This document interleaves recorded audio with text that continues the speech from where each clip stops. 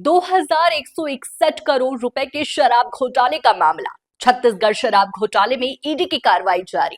पूर्व सीएम भूपेश बघेल के बेटे चैतन्य बघेल से ईडी की पूछताछ। ईडी ने भूपेश बघेल के निवास पर की थी छापेमार कार्रवाई। नमस्कार, स्वागत है आपका मॉडर्न ईस्ट मीडिया नेटवर्क में और मैं हूं आपके साथ साक्षी। छत्तीसगढ़ में हुए 2161 करोड़ रुपए के शराब घोटाले में प्रवर्तन निदेशालय की जांच लगातार जारी है। इस कड़ी में आज पूर्व मुख्यमंत्री भूपेश बघेल के बेटे चैतन्य बघेल ईडी के सामने पेश होने वाले हैं।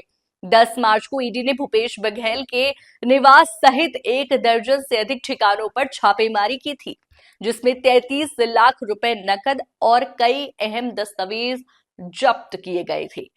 इनमें मंतूराम केस से जुड़ी एक पेन ड्राइव भी शामिल थी। इन्हीं दस्तावेजों को लेकर ईडी चैतन्य बघेल से पूछताछ करेगी। प्रवर्तन निदेशालय इस मामले में बड़े अधिकारियों और राजनेताओं से पूछताछ कर रही है। 10 मार्च को ईडी ने पूर्व मुख्यमंत्री भूपेश बघेल के निवास सहित 1 दर्जन से अधिक ठिकानों पर छापेमारी की थी। इस दौरान 33 लाख रुपए नकद और कई अहम दस्तावेज जब्त किए गए थे। इनमें मंतूराम केस से जुड़ी एक पेन ड्राइव भी शामिल थी। इन्हीं दस्तावेजों के आधार पर ईडी ने चैतन्य बघेल को समन जारी किया था और आज वो ईडी दफ्तर में पेश हो रहे हैं। क्या है छत्तीसगढ़ शराब घोटाला? शराब घोटाला छत्तीसगढ़ की पूर्ववर्ती कांग्रेस सरकार के दौरान हुए एक बड़े भ्रष्टाचार से जुड़ा मामला है। आयकर विभाग ने 11 मई 2022 को दिल्ली की 30 हजारी कोर्ट में एक याचिका दायर की थी, जिसमें आरोप लगाया गया था कि छत्तीसगढ़ में रिश्वतखोरी और अवैध वसूली के जरिए भारी मात्रा में काले धन का खेल चल रहा है। इस घोटाले में पूर्व आईएएस अधिकारी अनिल टुटेजा, उनके बेटे यश टुटेजा और मुख्यमंत्री सचिवालय की तत्कालीन उप सचिव सौम्या चौरसिया के नाम भी सामने आए थे। आरोप था कि रायपुर के पूर्व महापौर एजाज ढेबर का भाई अनवर ढेबर इस पूरे घोटाले का मास्टरमाइंड था। ईडी ने 18 नवंबर 2022 को धन शोधन निवारण अधिनियम के तहत इस मामले में केस दर्ज किया था। जांच के बाद ईडी ने अपनी चार्जशीट में दावा किया कि इस घोटाले के जरिए 2161 करोड़ रुपए की हेराफेरी की गई। कैसे हुआ 2161 करोड़ का घोटाला? 2017 में आबकारी नीति में संशोधन कर Chhattisgarh state marketing corporation limited के जरिए शराब बेचने का प्रावधान किया गया। 2019 के बाद शराब घोटाले के मास्टरमाइंड अनवर ढेबर ने अरुणपति त्रिपाठी को Chhattisgarh state marketing corporation limited का प्रबंध निदेशक नियुक्त कराया।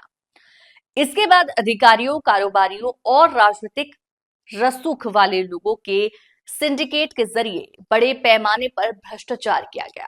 ईडी की जांच के सामने आया कि इस घोटाले से सरकारी खजाने को 2161 करोड़ रुपए का नुकसान हुआ।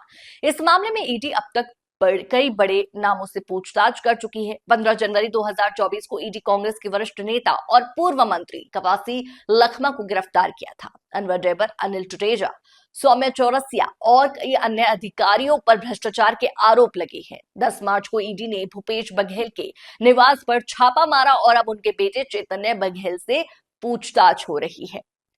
राजनीतिक आरोप प्रत्यारोप तेज। इस मामले को लेकर छत्तीसगढ़ की राजनीति गर्मा गई है। कांग्रेस ने ईडी की कार्रवाई को केंद्र सरकार का राजनीतिक षड्यंत्र करार दिया है। पूर्व मुख्यमंत्री भूपेश बघेल ने कहा, ईडी का इस्तेमाल कर हमें डराने की कोशिश की जा रही है, हमारे खिलाफ झूठे आरोप लगाए जा रहे हैं, लेकिन हम लड़ेंगे और सच सामने लाएंगे। वहीं भाजपा इस घोटाले को लेकर कांग्रेस पर हमलावर है। भाजपा प्रवक्ता ने कहा, भूपेश बघेल के शासनकाल में बड़े स्तर पर भ्रष्टाचार हुआ। अब जब जांच हो रही है तो कांग्रेस इसे राजनीतिक बदले की कार्रवाई बता रही है, लेकिन सच सामने आएगा और दोषियों को सजा मिलेगी। ईडी की पूछताछ के बाद ये स्पष्ट हो सकता है कि चैतन्य बघेल की इस मामले में कितनी भूमिका है। अगर जांच में कोई नए सबूत मिलते हैं तो ईडी आगे की कार्रवाई कर सकती है। अब सबकी नजरें इस पर टिकी हैं कि चैतन्य बघेल की पूछताछ से क्या नए खुलासे होते हैं और क्या इस मामले में और लोगों पर कार्रवाई होगी। फिलहाल के लिए इतना ही। देखते रहिए मॉडर्न ईस्ट मीडिया नेटवर्क।